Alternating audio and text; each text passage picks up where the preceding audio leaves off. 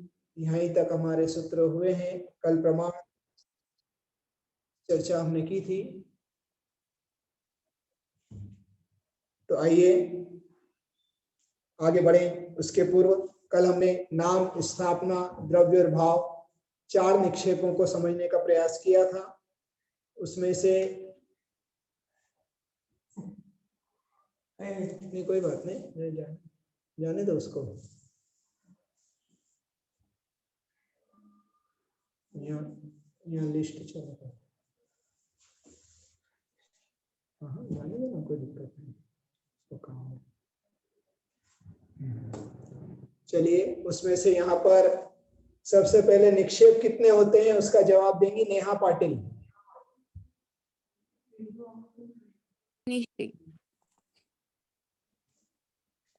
नमस्ते मनीषी।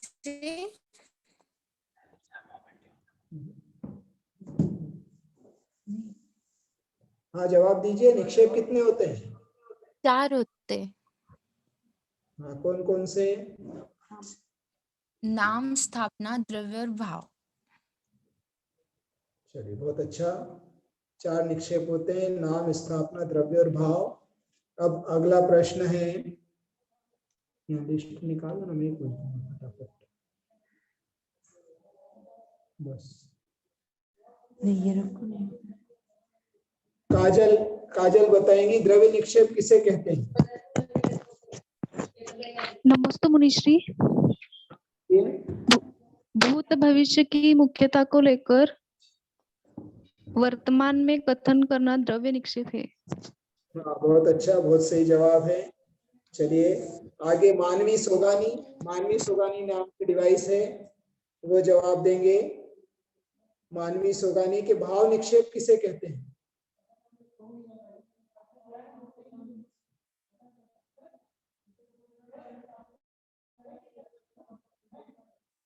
कोई बात नहीं, निगम जी बताएंगी, निगम सुभाष जैन, भाव निक्षेप किसे कहते हैं?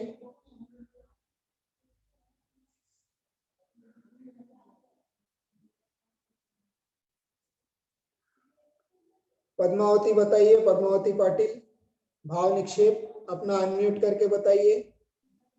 नमस्ते मुनिश्री। जो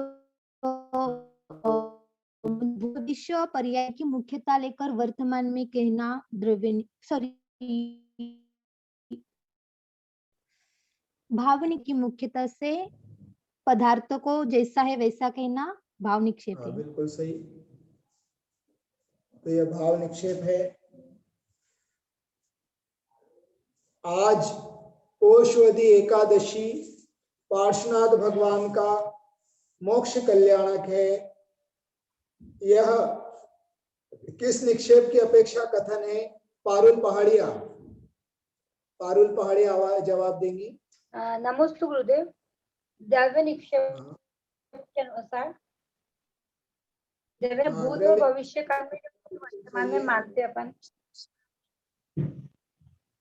के अनुसार। बहुत अच्छा।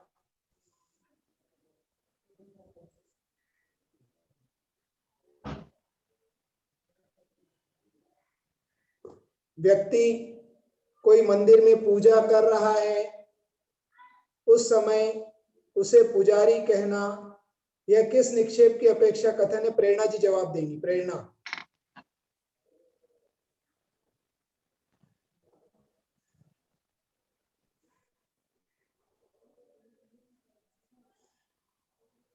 प्रेरणा जी जवाब दीजिए।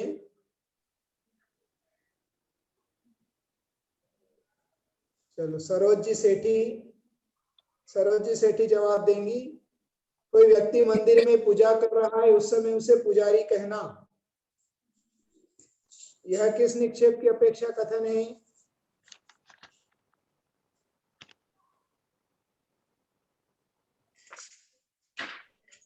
नमस्ते महाराज जी, मैं क्लास में नहीं बैठी थी कल, इसलिए ध्यान नहीं है मेरे को। अच्छा, कोई बात नहीं, कोई बात नहीं। महाराज जी मैं बता। नमस्ते मुनिश्री। भाव निक्षेप। अच्छा, भाव निक्षेप बिल्कुल सही है। भाव निक्षेप की अपेक्षा अपेक्षा जो वर्तमान में पूजा कर रहा है उसे पुजारी कहना, यह भाव निक्षेप की अपेक्षा कथन है। किसी में जाति गुण क्रिया की अपेक्षा के बिना ही उसका नाम रख देना, यह किस निक्षेप की अपेक्षा कथन है? यह जवाब देंगी शिखा गंगवाल। नमोस्तु गुरुदेव। हाँ। ये नाम निक्षेप है। हाँ बिल्कुल सही जवाब, नाम निक्षेप की अपेक्षा एक कथन है। बहुत अच्छा। चलिए आगे चारों निक्षेप आपको समझ में आ गए हैं। अब हम नए की ओर चलेंगे।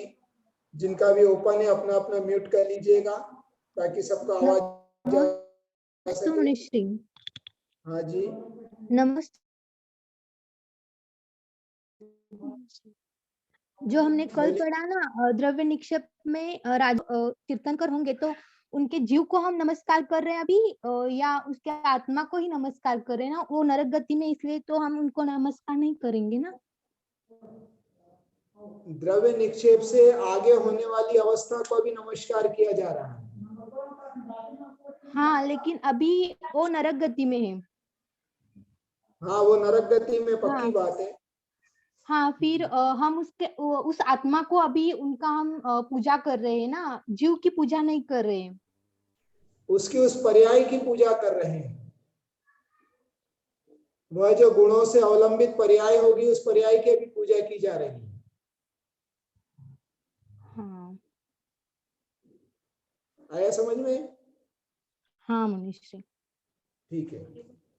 आचार्य भगवान ने जिज्ञासु का प्रश्न होने पर पुनः जब प्रश्न हुआ कि और भी कुछ जानने के उपाय हैं, तो जो संक्षेप रुचि वाले शिष्य थे, शिष्य दो प्रकार के होते हैं, संक्षेप रुचि और विस्तार रुचि।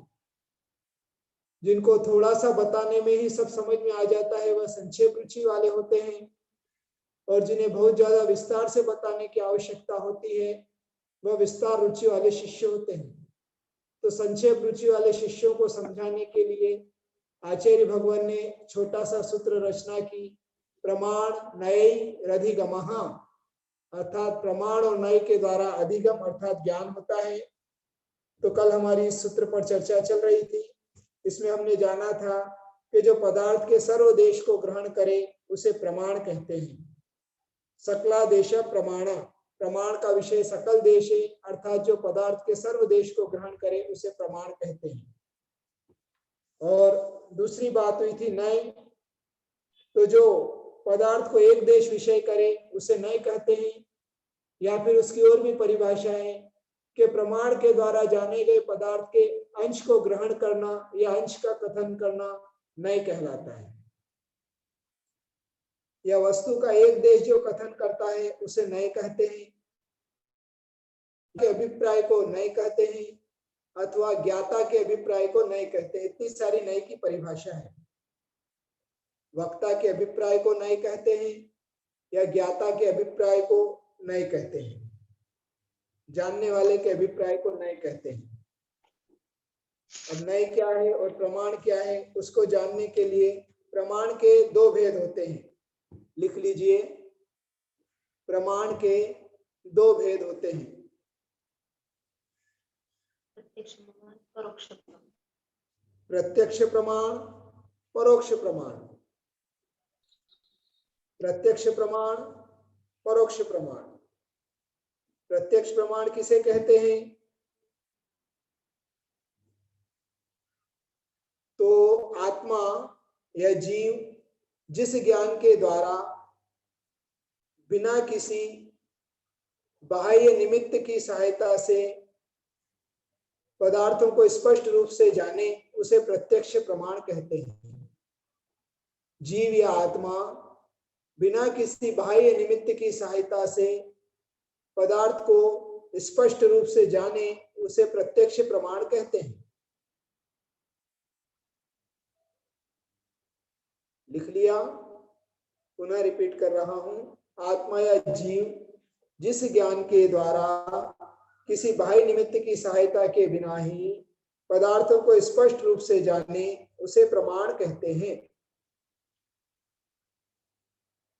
उसे प्रत्यक्ष प्रमाण कहते हैं। प्रत्यक्ष प्रमाण के भी दो भेद हैं, सकल प्रत्यक्ष विकल प्रत्यक्ष, सकल प्रत्यक्ष, विकल प्रत्यक्ष। केवल ज्ञान सकल प्रत्यक्ष है और ज्ञान विकल प्रत्यक्ष है। परोक्ष प्रमाण, प्रमाण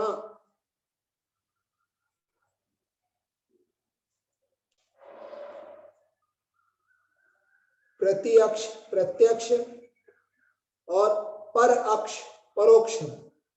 अक्ष अर्थात इंद्रिय या अन्य बाह्य निमित्त।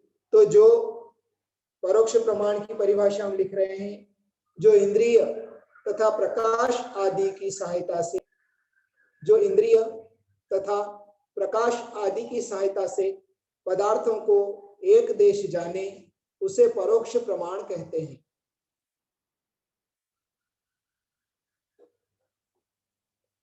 जो इंद्रिय तथा प्रकाश आदि की सहायता से पदार्थों को एक देश जाने, उसे परोक्ष प्रमाण कहते हैं। इसके दो भेद हैं, मति ज्ञान और श्रुत ज्ञान। मति ज्ञान और श्रुत ज्ञान परोक्ष प्रमाण है।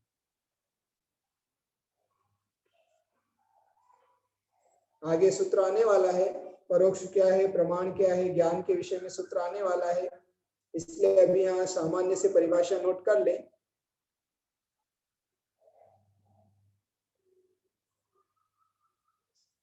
आदि आद्य परोक्षम प्रत्यक्ष मन्यत करके आगे दो छोटे छोटे सूत्र आचार्य भगवान देने वाले हैं, उसके माध्यम से हम और खुलासा करेंगे। तो प्रत्यक्ष अर्थात जिस ज्ञान के द्वारा बिना किसी सहायता के पदार्थों को जाने, वह प्रत्यक्ष ज्ञान है। और जिसमें अन्य बाह्य, चाहे पांच इंद्रिय, मन अथवा प्रकाश आदि की आवश्यकता होती हो, वह परोक्ष प्रमाण कहलाता है। यह प्रमाण के दो भेद हुए। अब हम नए की ओर चलते हैं। नए की परिभाषा हमने जानी ही है अभी। जो पदार्थ का एक देश कथन करे या आंशिक कथन करे, वह नए कहलाता है। नए के भी दो भेद हैं, द्रव्यार्थिक नय और पर्यायार्थिक नय। नए के दो भेद होते हैं, द्रव्यार्थिक नय, पर्यायार्थिक नय। जो द्रव्य का कथन करे या जिसका प्रयोजन द्रव्य है, वह द्रव्यार्थिक नय होता है।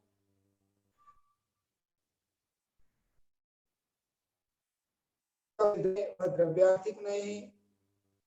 या जो द्रव्य का कथन करे, उसे द्रव्यार्थिक नय कहते हैं। ये दो परिभाषा द्रव्यार्थिक नय की है। इसी प्रकार इससे विपरीत जिसका प्रयोजन पर्याय है या जो पर्याय का कथन करे, उसे पर्यायार्थिक नय कहते हैं।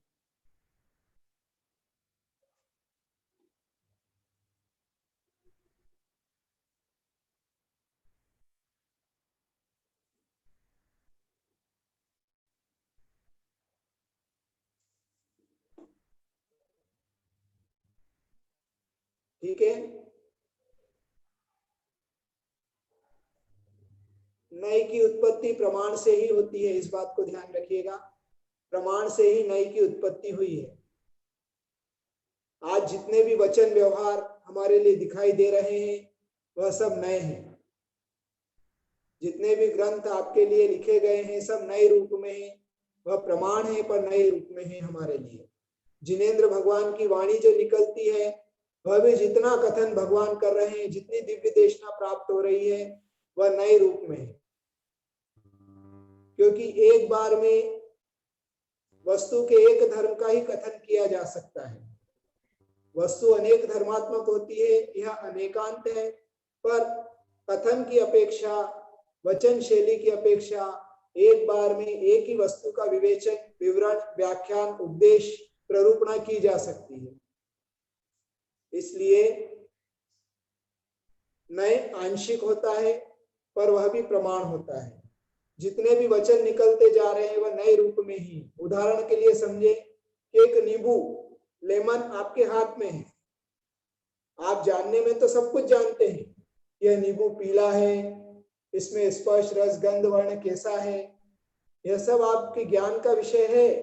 किंतु जब भी आप कथन करेंगे तो एक ही विषय को एक बार में कथन कर सकेंगे, या तो नींबू पीला होता है या नींबू खट्टा होता है, एक बार में एक ही धर्म को बता पाएंगे। उसका स्पर्श कैसा होता है, हल्का है या भारी है, रूखा है या चिकना है, कड़ा है या नरम है, एक ही बार का एक कथन कर पाएंगे। रस, उसमें रस पाया जाता है, तो रस खट्टा होता है, मीठा होता है, वो अलग पर्याय। तो उसकी अनेक धर्मों के अलावा भी उसको एक ही धर्म का कर पा रहे हैं, वह नए की अपेक्षा नए है। जैसे रामचंद्र जी सीता के पति हैं, दशरथ के पुत्र हैं, लक्ष्मण के भाई हैं, पर ये अनेक धर्म अकेले रामचंद्र जी में है, किंतु जब भी कथन व्यवहार होगा, जब भी वचन व्यवहार होगा, एक बार में एक ही कहा जाएगा।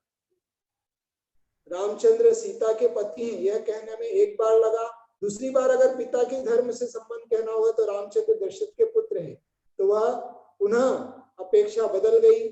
इसलिए नए, सच्चे नए सापेक्ष नए होते हैं और बुरे नए निरपेक्ष होते हैं, कुनय होते हैं। और जैन दर्शन में सुनय की व्याख्या है। तो नए को समझने के लिए हमें यह बात जानना जरूरी है कि नए आंशिक कथन करता है, एक धर्म का कथन एक बार में करता है। तो नए के विषय में हमने समझा, और तत्वार्थ सूत्र के प्रथम अध्याय का उपसंहार भी नए के द्वारा ही होगा, जब हम और नयों की व्याख्याओं को समझेंगे। तो अभी हमने समझा प्रमाण और नए। वस्तु के सर्वदेश जानने को प्रमाण कहते हैं और एक देश जानने को नए कहते हैं, इतना हमने जाना। उसके अलावा फिर से प्रश्न उठा कि भगवान आपने तो बता दिया, किंतु हमको तो कुछ जल्दी समझ में आता नहीं है, थोड़ा और विस्तार से बताइए। जैसे आप क्लास में कल भी किसी ने प्रश्न पूछा था, मुनीश्री एक बार और थोड़ा सा बताइए। तो जो विस्तार बुद्धि वाले शिष्य हैं उनको भी सम्यक दर्शन के और भी कोई उपाय है क्या, हम और भी किन्हीं माध्यम से सम्यक दर्शन आदि को जान सकते हैं क्या, इस बात का खुलासा करने के लिए आचार्य भगवान उमा स्वामी गुरुदेव तत्वार्थ सूत्र के प्रथम अध्याय के 7वें सूत्र की रचना करते हुए कहते हैं, उसका उच्चारण हम यहाँ पर कर रहे हैं। निर्देश, स्वामित्व, साधनाधिकरण, स्थिति, विधानतः। निर्देश, स्वामित्व, साधनाधिकरण, स्थिति, विधानतः।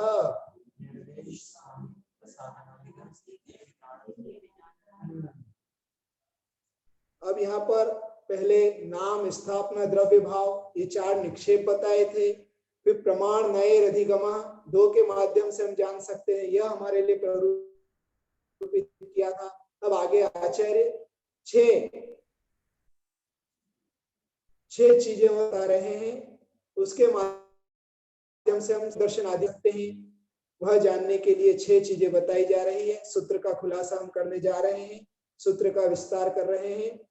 पहला है निर्देश, दूसरा स्वामित्व, तीसरा साधन, चौथा अधिकरण, पांचवा स्थिति और षष्ठम है विधान। इनके द्वारा भी जीवादि तत्वों का ज्ञान होता है।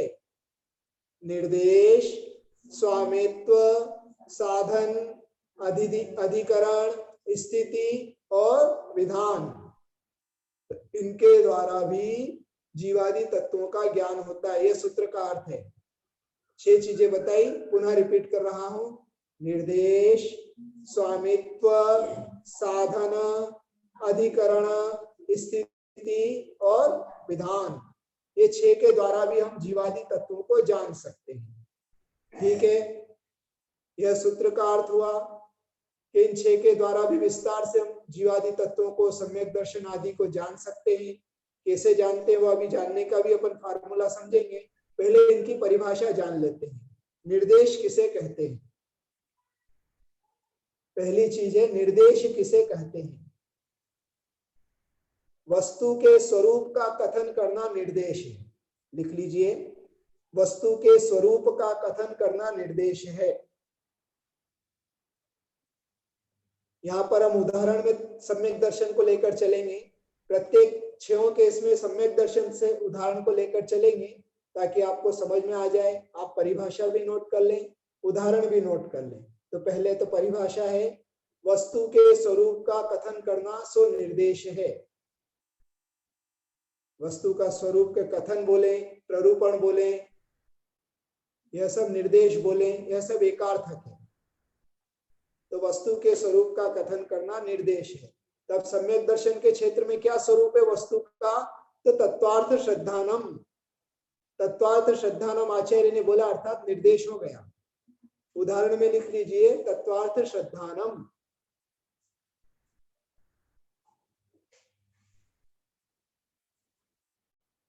आया समझ में?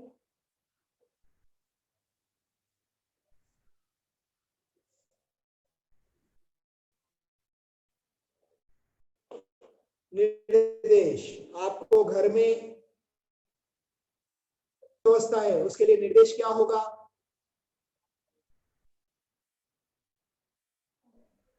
आटा, पानी, तवा, चकला, बेलन आदि के द्वारा रोटी बनाई जाती है, यह निर्देश हो गया। ठीक है।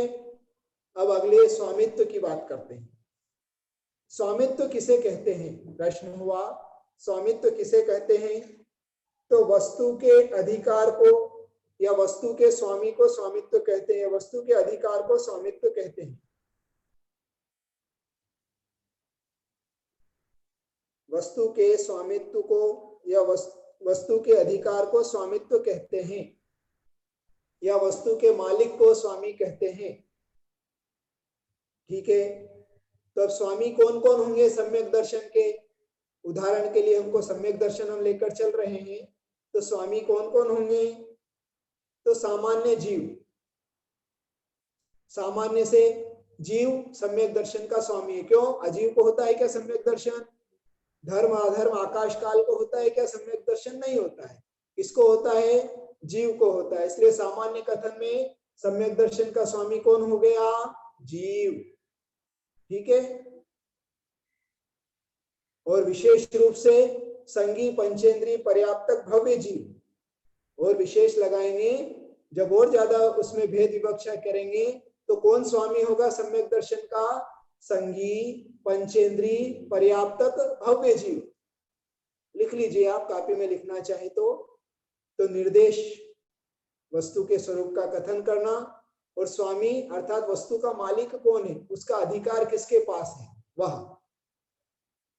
तो सामान्य कथन की अपेक्षा जीव और विशेष कथन की अपेक्षा संगी पंचेंद्रीय पर्याप्तक भव्य जीव, क्योंकि असंगी को, अपर्याप्तक को और अभव्य को सम्यक दर्शन की प्राप्ति नहीं होती है। फिर अगली चीज है साधन। साधन किसे कहते हैं, या साधन का लक्षण बताइए। साधन किसे कहते हैं?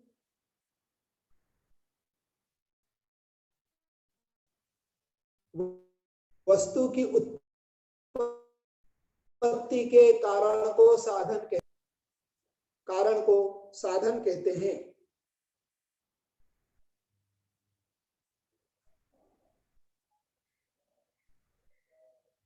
लिख लिया। अब सम्यक दर्शन का उदाहरण हम इसके लिए समझते हैं।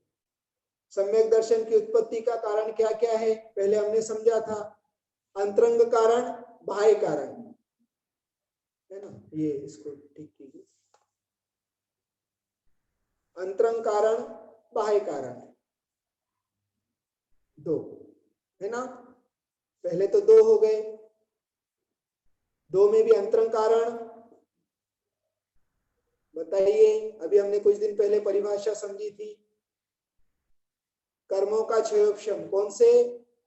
अनंतानुबंधी क्रोध, मान, माया, लोभ और तीन प्रकृतियां, मिथ्यात्व, सम्यक मिथ्यात्व और सम्यक प्रकृति। इन सात का अंतरंग में जब उपशम होता है या क्षय होता है या क्षयोपशम होता है तो यह अंतरंग कारण हो गया। उत्पत्ति का अंतरंग कारण क्या हो गया? इन सात प्रकृतियों का उपशम, क्षय या क्षयोपशम, यह कारण हो गया। अब बाह्य कारण उत्पत्ति के हमको समझना है, तो ये आप चाहें तो नोट कर लें, या नोट नहीं कर पाए तो भी कोई बात नहीं। कल की क्लास में संभवतः हम स्लाइड के द्वारा इतने जो अपने 2 दिन का विषय इसका फिर से रिवीजन कर लेंगे, तो स्लाइड पे आपको पूरा चार्ट बना हुआ मिलेगा। फिर भी आप चाहें तो भी नोट कर लें समझने की अपेक्षा। बाह्य कारण। तो सम्यक दर्शन की उत्पत्ति के बाह्य कारण है सामान्य से जाति स्मरण और धर्म श्रवण। जाति स्मरण और धर्म श्रवण, ये चारों गति के जीवों को होता है, जाति स्मरण और धर्म श्रवण। अब आप लिखिए नरक गति। नरक गति में उत्पत्ति का कारण क्या क्या है? जाति स्मरण धर्म श्रवण तो सब में आएगा। अब नरक गति, तो नरक गति में एक कारण बढ़ेगा वेदनानुभव। उनको जो वहां पर पीड़ा का अनुभव होता है, उस अनुभव के कारण भी उनको सम्यक दर्शन प्राप्त हो जाता है। तो नरक गति की अपेक्षा एक कारण और बढ़ गया। अब आगे हम चलते हैं, तिर्यंच गति की बात करते हैं। तो जाति स्मरण धर्म श्रवण के अलावा तीसरा कारण है जिन बिंब दर्शन। क्या कारण है? जिन बिंब दर्शन। जिनेंद्र भगवान की प्रतिमा के बिंब के समोषण के साक्षात दर्शन करना, यह सम्यक दर्शन की प्राप्ति का उत्पत्ति का कारण है, अर्थात साधन है। कारण अर्थात साधन लेना यहाँ पर। इसलिए हमारे बुजुर्ग लोग, हमारे आचार्य, हमारे पूर्वज हमेशा कहते हैं कि प्रतिदिन देव दर्शन करना चाहिए, प्रतिदिन मंदिर जाना चाहिए। क्यों जाना चाहिए? क्योंकि जिन बिंब दर्शन सम्यक दर्शन की उत्पत्ति का कारण है। जद चिंतो सहस्र फल लखा फल गमणेय, कोटा कोटि अनंत फल जद जिनवर दिठेय। जद चिंतो सहस्र फल, आप अभी घर में ही हैं, मात्र चिंतन किया कि मुझको मंदिर जाना है, 1000 उपवास का फल। और आपने स्नान आदि क्रियाओं से निवृत्त होकर पूजन की सामग्री लेकर गमन प्रारंभ किया, 1,00,000 उपवास का फल। और जैसे ही आप साक्षात जिनेंद्र भगवान के सामने जाकर उपस्थित हुए हैं, कोटा कोटि अनंत उपवास का फल हमारे लिए प्राप्त होता है। ये जिनेंद्र भगवान के दर्शन की महिमा है। और उपवास क्या है? तप है, अनशन। अनशन तप है, और तप के द्वारा निर्जरा होती है, तो हमारे कर्मों की निर्जरा होती है। इसलिए तो कहते हैं दर्शनम देव देवस्य दर्शनम पापनाशनम दर्शनम स्वर्ग सोपानम दर्शनम मोक्ष साधनम। दर्शन पाठ के पहली कारिका में ही सारा सार भर दिया। जो देवादिदेव का दर्शन है वह हमारे पाप का नाश करने वाला। कैसे पाप, किस प्रकार से पाप का नाश करने वाला है? तो सम्यक दर्शन की प्राप्ति हो जाएगी, और सम्यक दर्शन की प्राप्ति हो जाएगी वो तो स्वर्ग और मोक्ष का कारण हो गया। परंपरा से मोक्ष या उस भव से स्वर्ग, क्योंकि सम्यक दृष्टि सम्यक के साथ देव आयु का ही बंद करता है, यह नियम है। फिर पाप का नाश कैसे? तो उपवास का फल। जैसे जैसे हम दर्शन पद्म पुराण ग्रंथ में तो और विस्तार से बताया है, इतने कदम चलने पर इतने उपवास का फल, मध्य में जाने पर इतने उपवास का फल, ऐसे इस प्रकार से लेकर अनेक उपवासों का फल पद्म पुराण ग्रंथ में आचार्य भगवान रविशेन स्वामी ने हमारे लिए बताया है। तो इसलिए प्रतिदिन देव दर्शन हमें अवश्य करना चाहिए। तो नरक गति, तिर्यंच मनुष्य गति में जिन बिंब दर्शन, देव गति में सम्यक उत्पत्ति का साधन अर्थात कारण क्या है? तो जिन महिमा दर्शन और देव रिद्धि दर्शन। जिनेंद्र भगवान की जो पंचकल्याणक आदि महिमाएं देव लोग देखते हैं, उससे उनको सम्यक दर्शन हो जाता है। या फिर सम्यक दृष्टि देवों की रिद्धियों को देखकर उनको सम्यक दर्शन हो जाता है। 13वें स्वर्ग तक देवरिद्धि दर्शन होता है, और 9वें ग्रह तक जिन महिमा दर्शन होता है। 9वें ग्रह से ऊपर ये दोनों नहीं है, क्योंकि उसके ऊपर सम्यक दृष्टि देव ही उत्पन्न होते हैं, है ना। तो ये हमने विषय समझा उत्पत्ति के कारण। समय अपना होने जा रहा है, एक और समझेंगे स्थिति। 6 कारण में से 3 कारण समझ लिए। अब निर्देश, स्वामित्व, साधन और अधिकरण। चौथा है अधिकरण। आधार क्या है? तो वस्तु के आधार को अधिकरण कहते हैं। वस्तु के आधार को अधिकरण कहते हैं।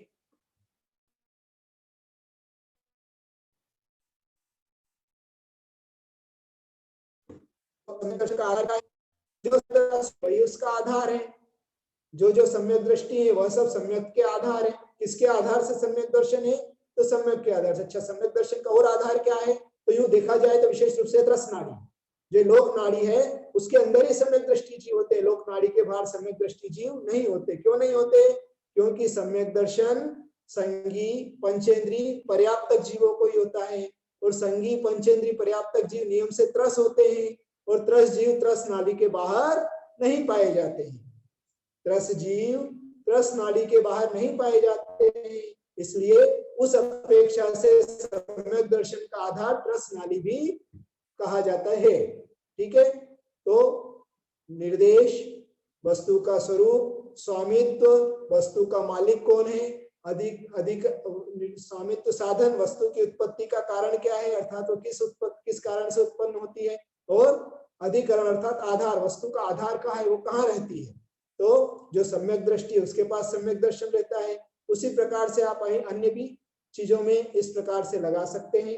अब दो विषय अपने बच्चे हैं, स्थिति और भेद विधान, उसको हम कल जानेंगे। आज अपना समय हो चुका है, तो आज इतना ही रखेंगे। कोई प्रश्न होता आप पूछ सकते हैं।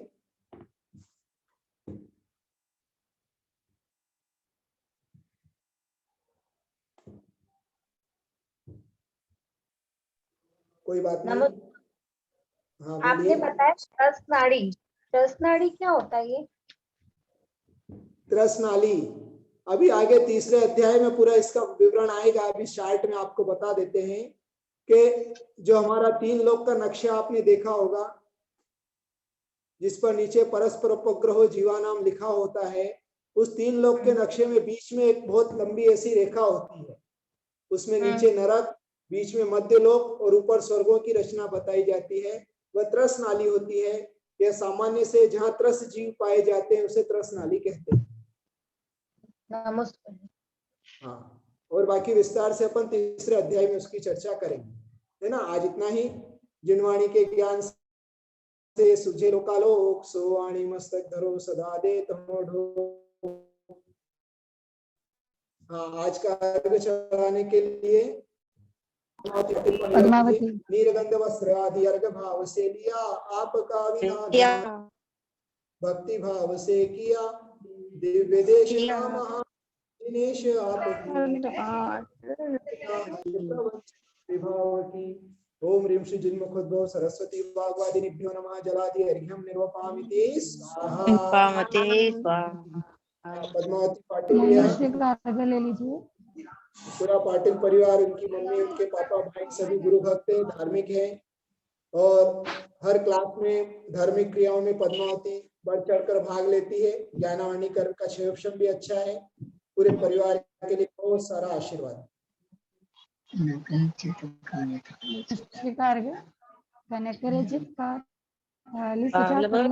गुरु चरणों में आशीष हमको दे दो, गुरुवर छिप जाने भव बंधन से। रत्न त्रय यदि पाने हैं तो श्री फल युक्त द्रव्य सजाया है। शेष चंद्र गुरु के चरणों में नित नित शीश झुकाया है। शीश झुकाया है। कई करना है। परम पूज्य मुनि शेष को अनिर्गत प्राप्त है। अर्घ्यं पामते स्वाहा। नमोस्तु नमोस्तु नमोस्तु नमोस्तु नमोस्तु गुरुदेव नमोस्तु।